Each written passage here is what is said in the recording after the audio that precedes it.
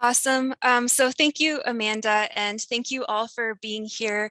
Um, Again, this panel is crafting your career transition from teaching to instructional design. And the motivation for it really was kind of my own experience and my conversations with others in transitioning from really a humanities background. So I was an adjunct English instructor for a while. And during that time, I was kind of looking at career alternatives and trying to figure out what I wanted to do next. Thinking that, a professor track wasn't necessarily a viable option for me for a variety of reasons. So I thought it would be nice. And in that process, I actually went back to grad school and became a full-time learning designer. But one of the things that I would have loved is a conversation with people who had made that jump from teaching, whether K-12 or higher ed, to instructional design successfully. So that was kind of the motivation behind putting together this fabulous panel of awesome people who have had kind of similar experiences in finding their way into instructional design. So what this roundtable will look like is I'll be introducing our roundtable participants. We have about, I think it's 4 or 5 questions that I've shared with them to ask. And then I did want to reserve a chunk of time for questions from you all. So if you wanted to share anything in chat, feel free to do so. And we'll keep track of those to address once we've gone through our standard set of questions. So with that, I will go ahead and begin. First, we have Jessica Critten, who works as an instructional consultant with the Office of Digital Education at the University of Colorado System Office. Her current work focuses on course design, training, and creating instructional design media. Before joining the Office of Digital Education, Jessica worked as the pedagogy and assessment program lead at Auraria Library in Denver, Colorado. She has published and presented widely on critical approaches to information literacy, educational technology, and pedagogy. Jessica has also worked as an associate professor and librarian at the University of West Georgia. She is a graduate of Florida State University, where she received a BA in English and Humanities, a Master's of Library and Information Science, MLIS, and an MA in interdisciplinary humanities. So if there is anyone on the call who has a library background, you might be able to ask Jessica some specific questions. We also have Laura McAllister. Laura began her career teaching middle and high school math and science. After experimenting with technology-rich and blended learning in her classroom, she decided to begin a master's degree in learning design and technology. This helped her transition into a career in instructional design. She is currently an instructional designer at MSU Denver, where she also teaches as an affiliate faculty member in the educational technology department. She has also completed contract work for higher ed and corporate clients. Laura's areas of interest include open educational resources, digital accessibility, data ethics, and online engagement, especially in STEM courses. So if there's anyone with STEM backgrounds or interests here, Laura would be a great person to send questions to. We also have Alex Penn, who is an instructional designer with a background in English literature. She began teaching online courses in 2015 and progressed to designing online courses in addition to mentoring instructors new to the online space. In the fall of 2021, she accepted a position with the e-learning design and services at Indiana University, where she now works as an online instructional designer. Alex received her BA in English from Washington University in St. Louis and her MA and PhD in English literature from Indiana University. And finally, we have Dr. Tracy Stuntz. Tracy Stuntz is an instructional designer at Clovis Community College in Fresno, California. Tracy has an MA in communication from Fresno State, an MS in instructional design from Cal State Fullerton, and an EDD in educational leadership from Fresno State. Tracy was a longtime adjunct faculty member who used technology in the MLS to mostly keep her head straight, and it turned into a love for intentional design, which is also something that happened to me and probably several other people here. So thank you for listening to our long introductions, but I think that they give you a great kind of background on our roundtable participants here, and kind of show a bit about their journey. But I wanted to delve more into this, and I will go in the order that I introduced our panelists. So I'll begin with Jessica. If you can say a little bit more about your journey to instructional design. Sure. Hi, everybody. It's kind of a winding journey to get here, so I'll try to keep it brief. But I started teaching in grad school. I was teaching film classes, and it was a lot of fun. But I think probably my teaching philosophy at that time was best described as set it and forget it. Like I had no training. There was no one who told me what to do. So I just kind of tried my best to figure it out as I could. And then from there, I became an instruction librarian on the tenure track. And a huge part of my job was in librarianship. We have this modality of teaching called a one-shot, which is about the most depressing way that you can describe teaching. It's, let's go into a class and you've got one shot to teach everybody everything, which is all to say it's not a great way to teach, and I did not enjoy it. But I was lucky enough at that time to develop and teach some research methods courses and information literacy courses. So how to find, use, think critically about information. And then from there, I've done a lot of sort of professional development teaching. My background is in cultural studies and critical theory. So sort of using that as a lens to explore different things in librarianship and working with new professionals who want to develop more in the sort of critical aspects of things.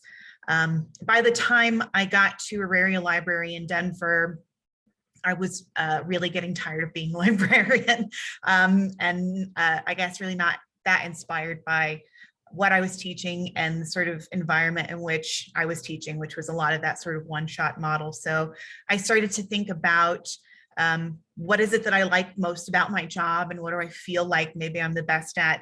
And it was really working one-on-one with instructors to be intentional and thoughtful about how something like information literacy can fit thoughtfully in the curriculum. And so there was a job that opened at the University of Colorado, Denver for an instructional design position. It sounded really interesting. It sounded like something that I felt like I could be really good at. I applied for the job and I interviewed and I did not get it.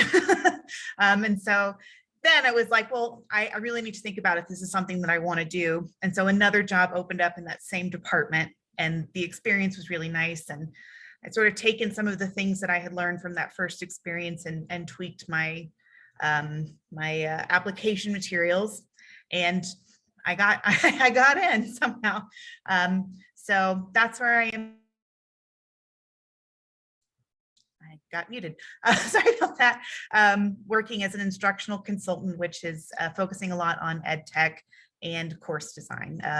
But if we have time, my job is about to change a lot, and we can talk about that. So that's how I got here.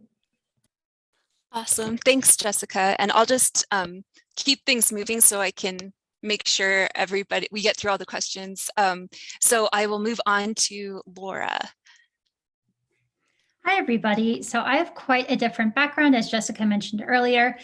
In undergrad, I studied physics and nuclear engineering, but I've always loved working with kids. So I decided to go into teaching high school science. And I've also taught middle school and a little bit of math as well. In 2019, some of my students approached me and asked if I would coach the ski team, which was a really, really fun opportunity. But it also meant that I was leaving school for one day every week to go to the mountain to coach the students. And I thought, I can't just leave them with a video to watch once a week. I'll fall so far behind. So what I started doing was designing online asynchronous course modules for them. And I didn't have that terminology at the time, but that's what I was doing. And I really enjoyed designing those modules, and I got really great feedback from my students about it. So that kind of planted the bug in my head about online learning and about the potential for it. And I applied to a master's degree program in learning design and technology. So that meant that the following year in 2020, I was very well prepared for the switch to online learning. And I really enjoyed designing online learning for my students, and also being a resource for other teachers who, like so many teachers at that time, were just completely blindsided and unprepared for that transition. I then decided that that's really where I wanted to focus my energy, because I thought it was just there was such a need in that area of online teaching and learning. And also I really enjoyed working remotely. So I started applying to instructional design positions, and I was hired as a junior course developer at MSU Denver, where I now still work as an instructional designer. So that's a little bit about my journey. Thanks, Laura. And now we'll move to Alex. So Alex, can you tell us about your journey?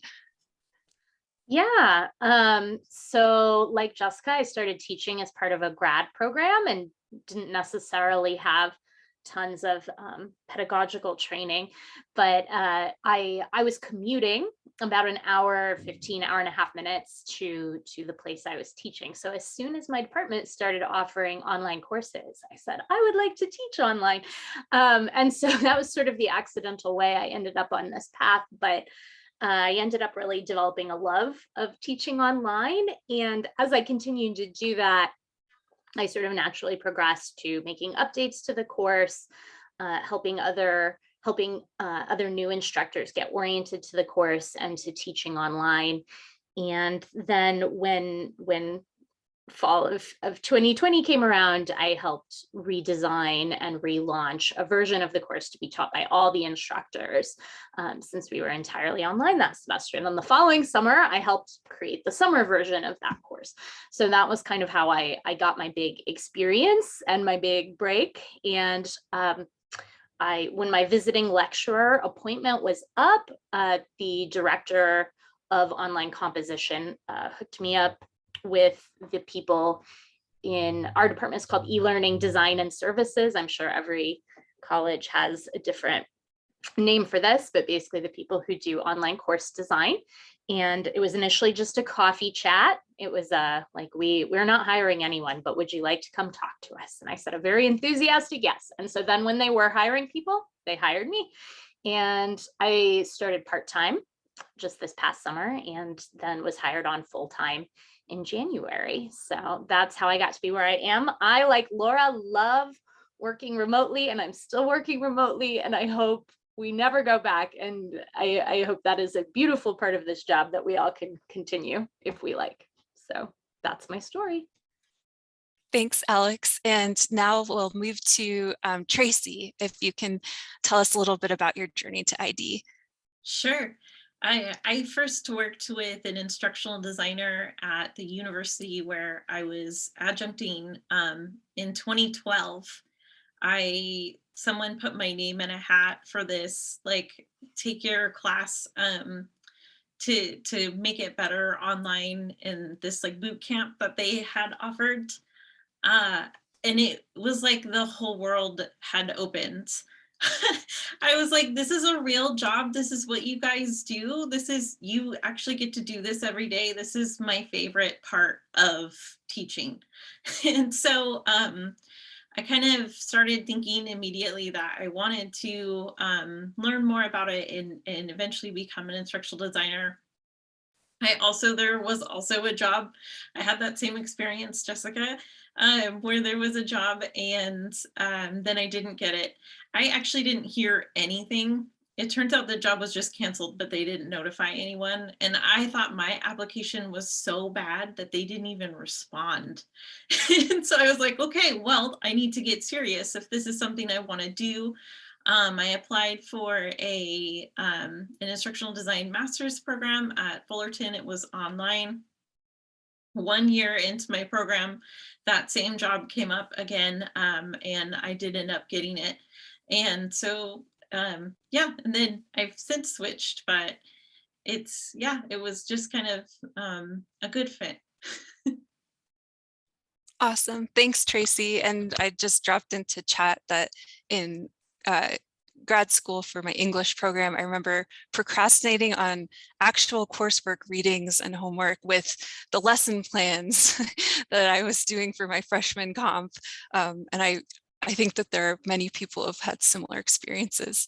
But Tracy, you actually brought up an interesting point that I think I'm going to skip to our third question and then circle back to our second question. I hate that I just said that. So regarding kind of like the preparation that you needed for your career transition and interviews and things like that. So I'll pose this to Jessica first. What are your thoughts on how educators should best prepare for a career transition to instructional design or educational technology? And if this applies to you, did you pursue like extra education in instructional design, like a certificate or degrees? Any pros and cons to that? So kind of a three-part question for preparing for your transition. Yeah, so I did not pursue any extra credentials or anything, but I did spend a lot of time. So much of this process for me has been figuring out instructional design vocabulary, because there are so many concepts and practices that I know in a sort of different context that's called something different in instructional design. So I spent some time, once I decided this is something I wanted to do, just looking at job ads, even though it's not necessarily something that I was going to apply for, just to see, oh, what is a subject matter expert, just even on this, it now feels like a basic level. But for me at the time, it was sort of building up that vocabulary and those points of reference. So I'm going into these spaces a little bit more prepared. I think for me, as a librarian for a long time, who's very sort of professionally active, I spent a lot of time building up a network, finding people who were doing the same thing that I was doing. And I did a lot of that on Twitter. So one of the first things that I did was jump onto Twitter and look for people who were doing, again, the thing that I was interested in, to sort of see how they were talking about their jobs, what issues were important to them, and how they were talking about those issues. So just trying to find a few different ways to learn about what was going on in the profession, also to sort of see, is this really something that I'm interested in or that I'm prepared to do? From there, it's a lot of looking at all of the skills that you're coming to the table with and using that new vocabulary to sort of translate. I did a lot of curriculum mapping. Now, what does that mean? Or how do I explain that in this different instructional design context? And I think lastly, a big thing, because I applied for a few things and did not get anything, that learning now, I think probably would have helped me a little bit, was to sort of build a portfolio. And certainly if the next time I'm on the job hunt, that will be something that I focus on. Again, not having those credentials, not having that extra master's degree or certificate or something like that. Thanks, Jessica. And let me see who's next on my list. Laura. Laura, can you say more about kind of your journey preparing to this transition? And I know that you are in the master's program, or maybe you've graduated, but if you could say a little bit more about that as well. Sure. So I did do a master's program in learning design and technology through CU Denver. It was definitely interesting. I learned a lot. It was great for networking and for having sort of internship and practice opportunities. But I would also say that it did not hit on all of the things that I think are very important in the day-to-day life of an instructional designer, especially if you're doing the hands-on course development work. I wish I had learned a lot more adult learning theory. I wish I had learned so much more about digital accessibility, more about copyright law and fair use basics. So I would definitely recommend, if you are applying to these types of jobs, brush up on adult learning theory and on digital accessibility, because those are really, really key concepts. I would also definitely echo what Jessica said about the portfolio. For higher ed, it's helpful to have a portfolio, but if you want to do any sort of corporate work, I've done a little bit of corporate contract work, it's just completely essential to have a portfolio. And I would recommend putting in whatever types of projects that you would want to be hired for into your portfolio. So if you want to be in a higher ed environment, maybe build a module in Canvas or in Blackboard and link that in. If you want to be hired in the corporate world, something that you build in Storyline or in Captivate might be more useful. Maybe some graphic design items or some media items if that's something that you're interested in. So the portfolio is such a great way to advertise what you're able to do. And I do think it can make up for maybe not having, that piece of paper that that gives you that certification if you can instead really truly demonstrate your job skills.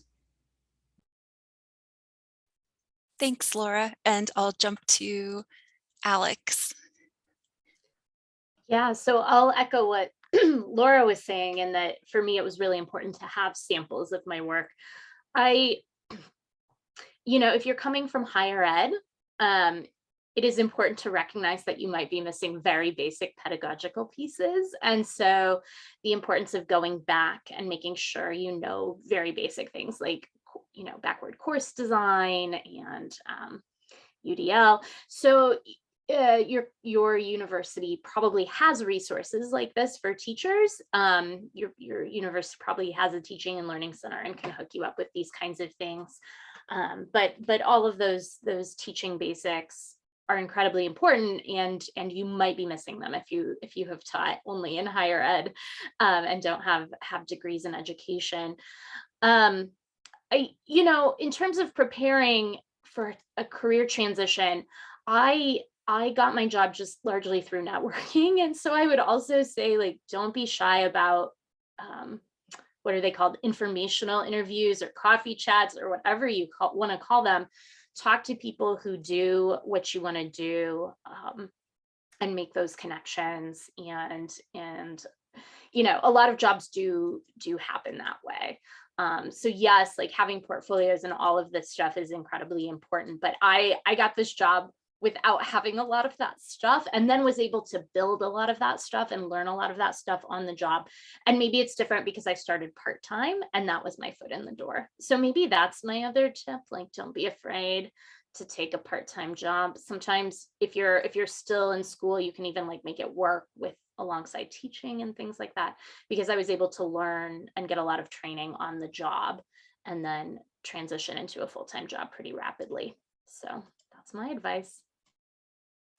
Thanks, Alex. And I did want to say, just kind of speaking to what Laura and Alex have mentioned, I've had a few final interviews for instructional design jobs that have required me to take a syllabus and build something out in whatever that university's LMS is. And I'm not sure if that's the trend right now for authentic interview assessments, but that's maybe something useful for the attendees of this session to know. And Tracy, can you say more about your preparation for instructional design? Sure. So as I was saying, I did go into a master's program in instructional design and technology. I started the master's program in 2014, and the program was mostly focused for corporate instructional design. And in fact, a lot of the people in my cohort were already working as instructional designers, but needed a certificate to keep their job at some point. So it was really kind of a program for people who had found themselves in this position at places like Toyota and Apple. And we even had one gal working at Pinkberry when that was a thing. So going into higher ed, I don't think that a lot of the things in my program were really applicable. It was really storyboarding and designing things in Captivate and whatnot, not a lot of things that I do on the day-to-day. But when I moved to my job at the community college, it's actually required because my position is a faculty position. And so having a master's degree in your area of study is a requirement for the faculty position. And so I was glad I kind of had it at the end because of that.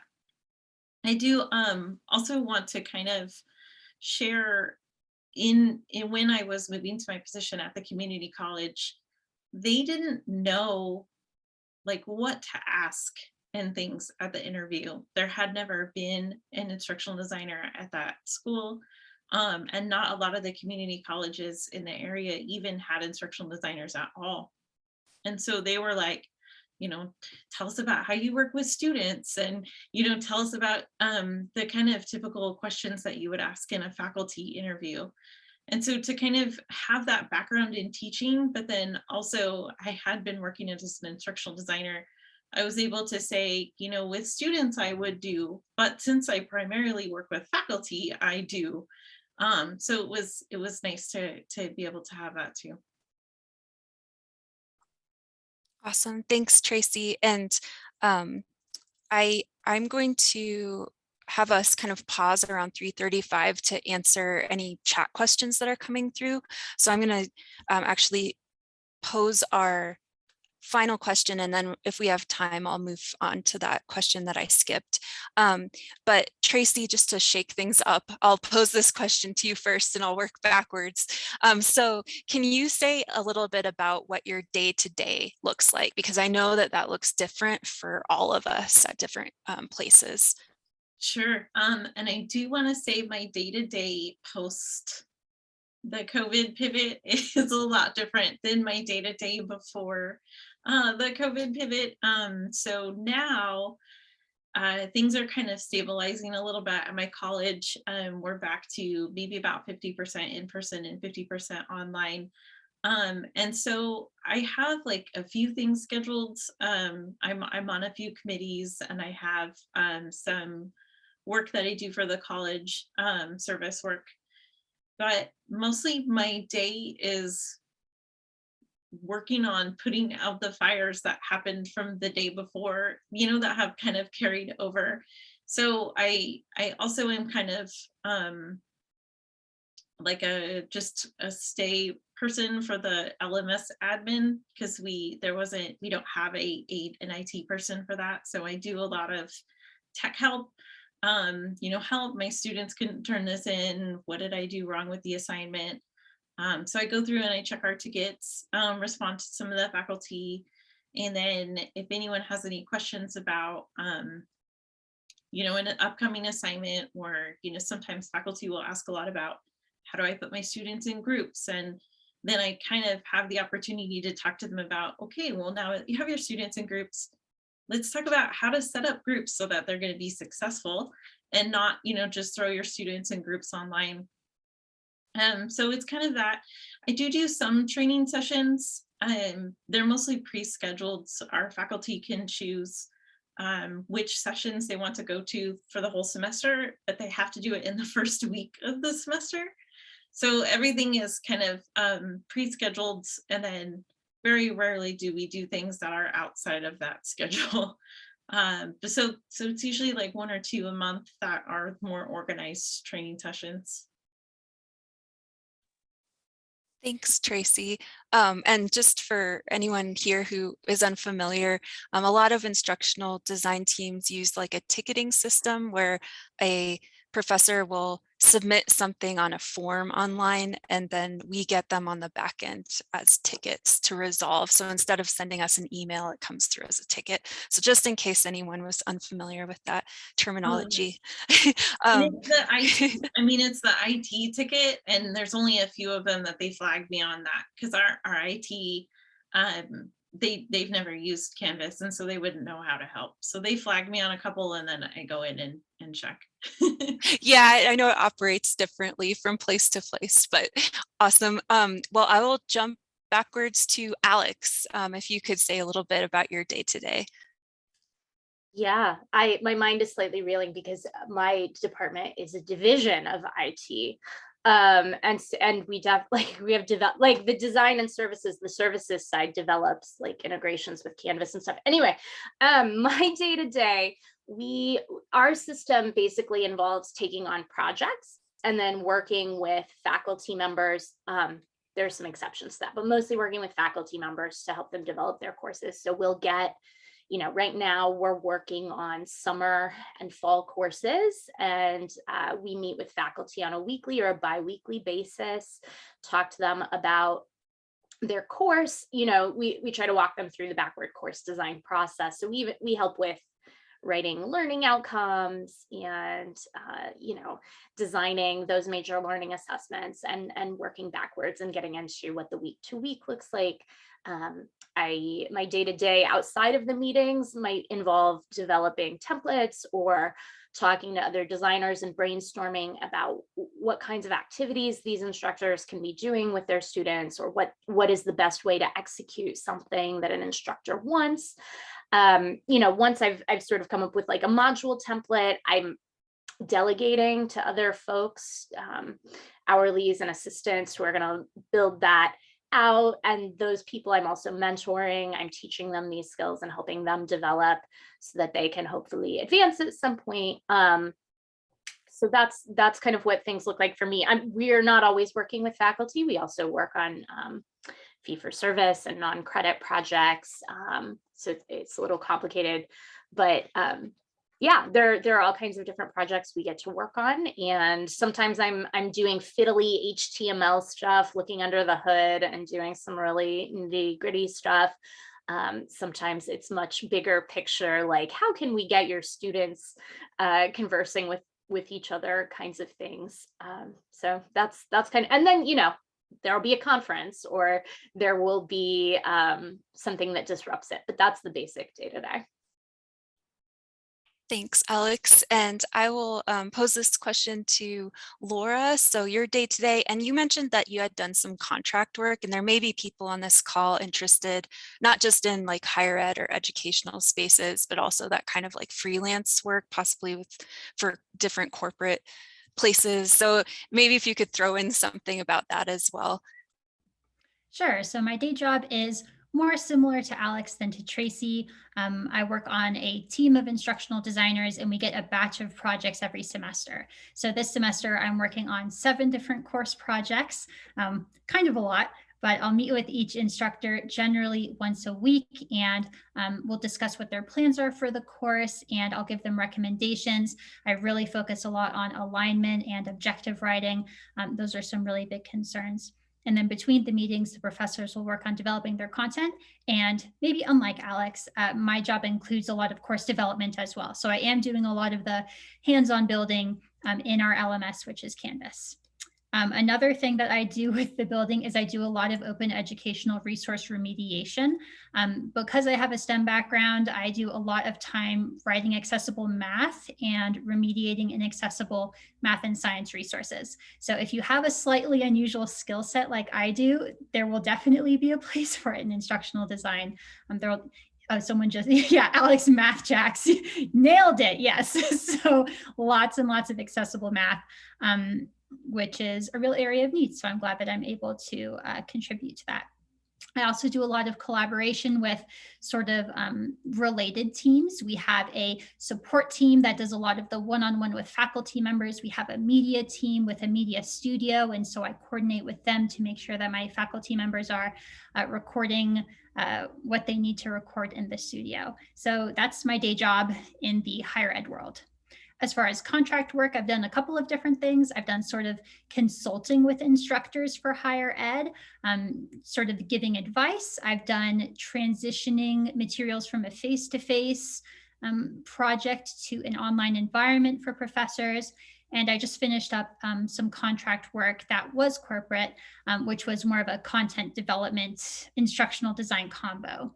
So I looked over standards that they had and I wrote all the objectives. I did all the alignment. And then I led a small team of content writers and actually writing the content and developing quizzes and activities. So that was a physics course. So it was something where I was a combination subject matter expert and instructional designer.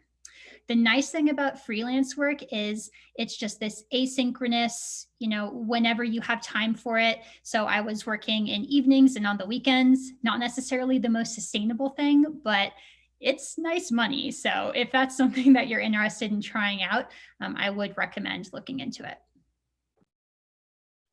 Thanks, Laura. And last but not least, Jessica, if you could say a little bit more about your day-to-day.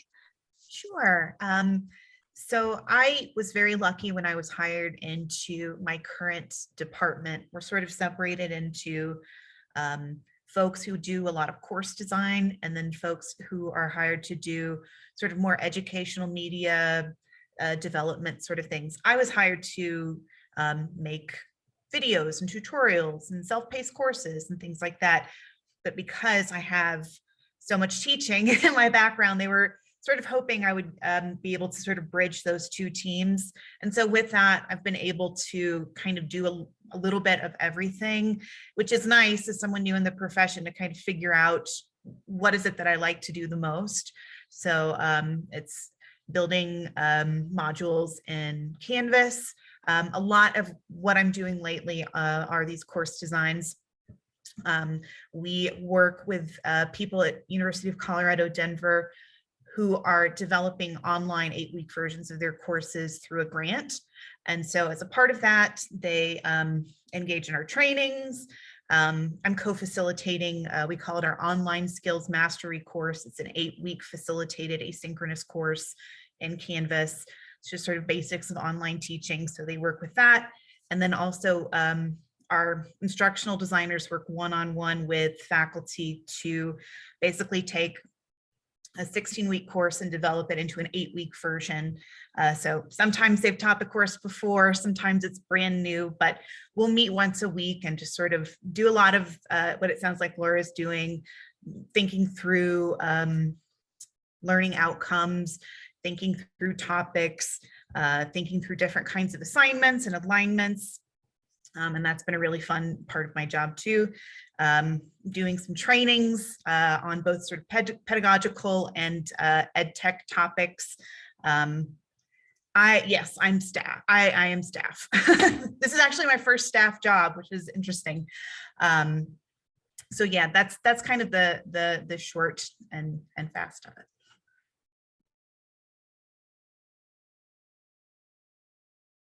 Thanks, Jessica. And I just wanted to encourage attendees to drop into chat any questions.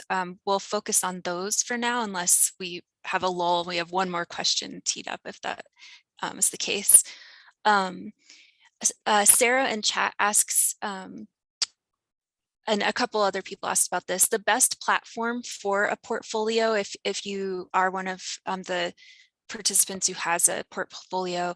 And then also would like to hear from Jessica C about that first interview. So what you learned and tweaked and the type of work to put into a portfolio. So I won't do the kind of roundtable format, but maybe Jessica can start, and if anyone else wants to jump in until we get another question in chat. Yeah, thank you for that question, Sarah.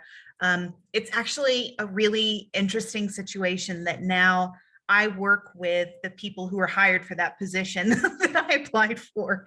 So I really get to see on a level, you know, they had a lot more experience than I did, and I've learned so much from them. But sort of the thing that I shifted was I kind of went into that first interview kind of on a lark, you know, what am I bringing to the table, and just hoping that I'll sort of learn about instructional design through osmosis.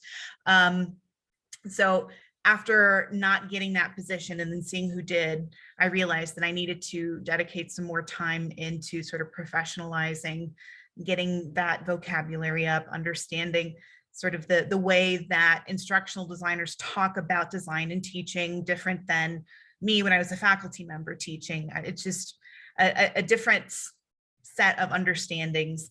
So coming in and interviewing again, you know, I'd already known, I knew everyone there, and, you know, they obviously liked me enough that when I came back, they were receptive, but it was just, I think, having more sort of thoughtful and directed examples to bring up, using that vocabulary, tying it back to the work that they were doing and understanding better what the work they were doing. It was all kind of conceptual to me when I did the first interview. So just doing a lot more homework.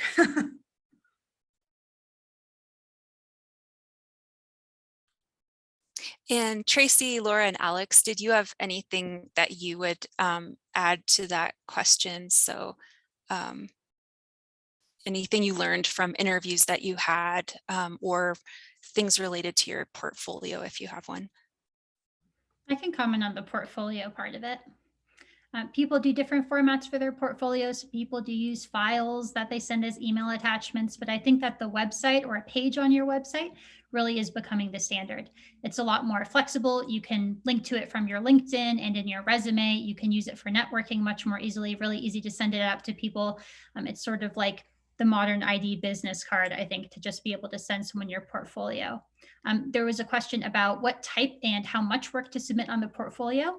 And I would say that quality over quantity is really important. So maybe you only have 3 little course design things that you really love and feel confident about. I would say just do those 3 items and the description of those 3 items. And that is better than 20 things that you're kind of lukewarm about, since very much like a resume, somebody who's looking to hire you will probably do more of a quick glance.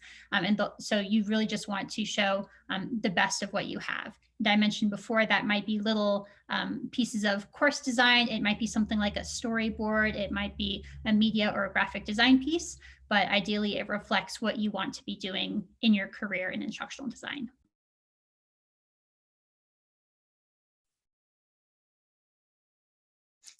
Thanks, Laura. And I was also going to just add in here while we're waiting on more questions. Like, do you need a degree in instructional design if that's not what you went originally to school for? And I think that some people have found it helpful in acquiring the vocabulary that Jessica is referring to. Laura pointed out kind of the omissions of certain degree programs, like, remediating different materials for accessibility, copyright law. That is not what my program has really focused on. For me, so the degree has been helpful, but I think it really just depends on the expectations of the group that you're hiring with. I have noticed that a lot of positions are now posting like a preferred master's in instructional design or quote unquote related field, which I'm assuming is kind of interpreted broadly, but that is something to look out for. So at least in higher ed, I've noticed that. So maybe just kind of keeping your eye on job postings that come through. If there are any participants here who have QM experience, Quality Matters, maybe you could speak a little to that. I can, unless anyone else wanted to tackle that one. Okay. All right. So Quality Matters, it's a program. It's sort of done in cohorts. So if I remember correctly, it's like a 2-week little course, maybe all online. I have some mixed feelings about it. It's really, really great for things like making sure your objectives are really measurable, making sure that there's strong alignment between that particular verb that you use and the activities and the assessments and the tools. So especially if maybe you don't have a strong pedagogical, andragogical background, it can be really helpful to help you brush up on your alignment. And they give you this rubric to look for certain things in the course, and it really helps you evaluate courses and learn a lot about that alignment piece. Definitely some jobs like to see the Quality Matters certification. Cost, mine was actually covered by my job because I got it after I was hired on, so I'm not exactly sure, but some institutions definitely do like it. Not everybody uses Quality Matters. Some people think it can maybe be overly prescriptive or limit the creativity of the faculty member, but it is a very common certification, and I think that it has value to it. So that's my opinion. There are a lot too of different evaluation and rubric versions. Yeah, so not everyone is using Quality Matters. I would agree that Quality Matters is probably the most broad one if you're looking to get a certificate in something. But say if I was working with a friend who wanted to get into the California community colleges as an instructional designer. And so I sent her to the rubric and things that the California community colleges use, and she was able to get training on that. And then it looks better when she's applying for the job and stuff. So. Thanks, Tracy. And I know we have to wrap up right at 3:50, and there's a few unanswered questions that have just come through. So feel free to join us on Discord. But Rebecca, I see your hand, so you'll be our last question. So I am actually the vice chair for the Quality Matters Instructional Designers Association.